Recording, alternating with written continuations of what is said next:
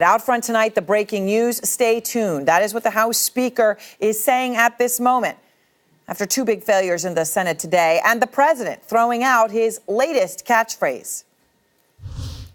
One of the ideas suggested is they open it, they pay a sort of a prorated down payment for the wall, which I think people will agree that you need. You need the wall. Prorated down payment for the wall. What is that?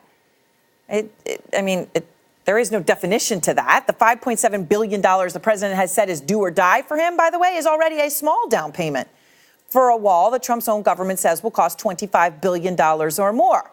So when he says a large down payment, what's he talking about? Part of the 5.7 with an agreement to get there, or what? And Nancy Pelosi tonight responding to this idea of a down payment by saying, quote, that's not reasonable. In other words, non-starter. The president, in terms of his threats, could be back to square one, threatening alternatives like declaring a national emergency. We have a lot of alternatives. There are a lot of people that want this to happen. We have a lot of alternatives. I have other alternatives if I have to, and I'll use those alternatives if I have to. We want to go through the system, but we have a lot of alternatives. Couldn't be more clear, right? A lot of alternatives. And if you don't go through the system, we're talking then about executive orders, national emergency. And we have exclusive reporting from CNN at this hour.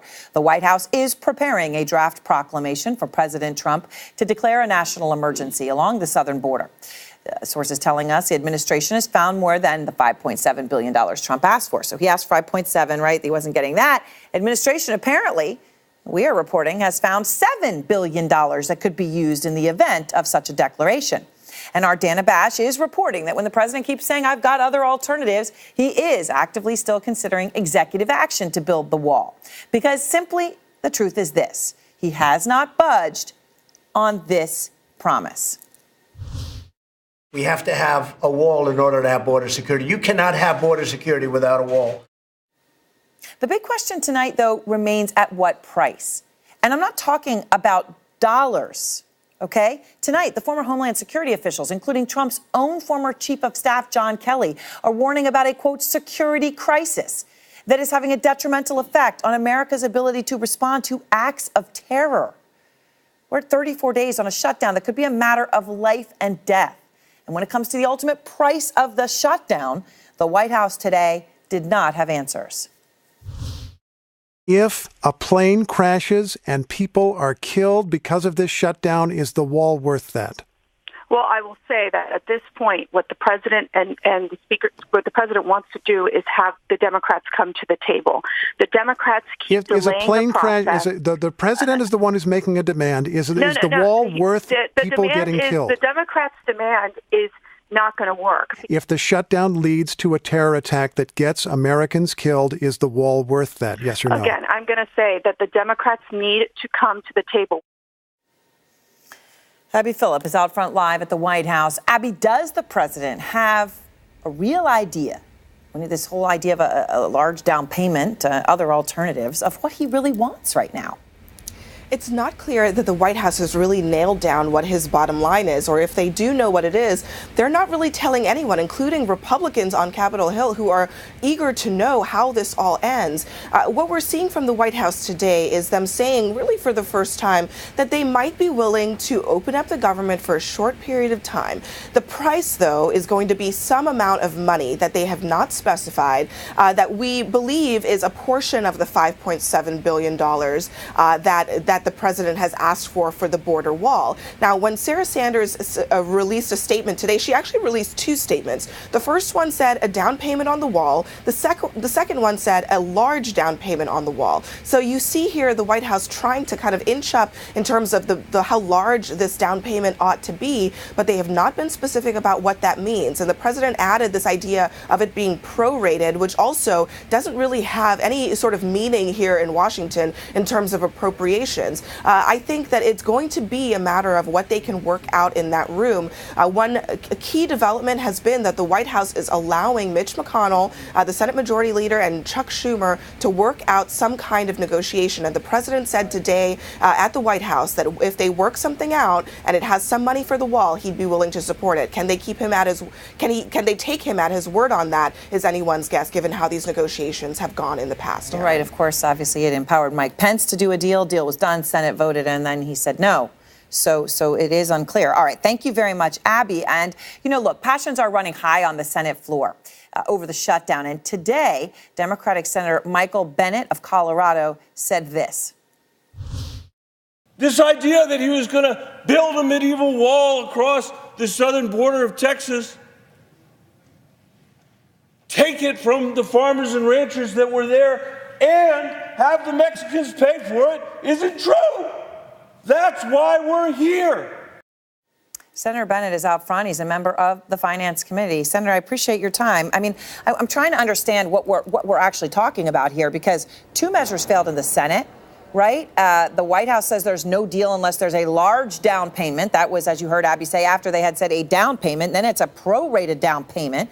Will you vote for that, some sort of a down payment? We'll have to see what it is. But your point about what are we talking about here, I think is exactly the right point. We have been consumed with this broken promise that the campaign promise the president made for 34 days. I'm not saying we politicians, we, the great country of America, have seemed to have concluded that this is the single most important issue that we could be working on. Not figuring out how to get millions of people health care, not figuring out how to educate children in my old school district, not figuring out what we're going to do to build infrastructure. We can't even keep the lights on around this place, much less focus on the things that we actually should be focused on. And that is what distresses me about this. I mean, I assume people are going to come to some conclusion here that will maybe temporarily, that in itself is ridiculous, but temporarily keep things open. That's better than having them closed. But at a certain point, we actually need to govern the country again. And it's been a long time since we've been able to do that. Well, to your point, it has completely taken over. And that's, look, it's a signature campaign promise, as you say. I guess what I'm trying to understand, though, is when he comes out there today, 34 days in, and he starts talking about prorated down payments, do you even have any idea what he is talking about? Or is this just like, hey, let's just see what sticks? I don't think anybody knows. Look, it's my view. I was on the Gang of Eight that wrote the immigration bill in the Senate in 2013. We passed it here with 68 votes. It had a massive amount of border security in it. $46 billion worth. I was part of the Gang of Six that tried to put a deal together with the White House on the Dreamers and authorized money for the wall, but which provoked the president to then refer to African countries the way he referred to African countries. So I actually think, look, I hope we solve this. We need to solve this.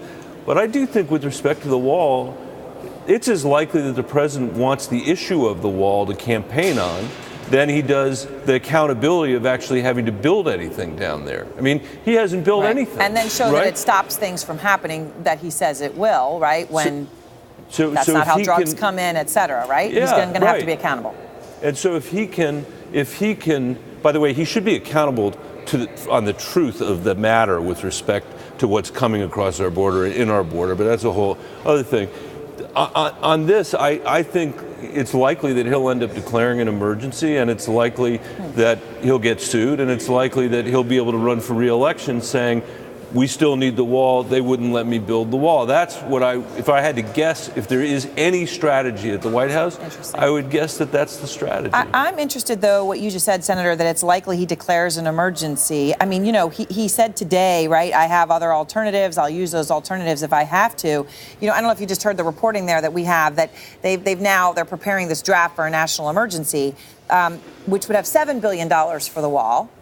More than what he asked for. So I don't know if you interpret that as a threat of, hey, look, if you don't give me 5.7, I have 7 that I found that I'm going to take from other things. But is that what you think it is, a threat? And you think that's his likely path, is the emergency route? Yeah, I mean, I think it could be a threat, and I think it's a likely path.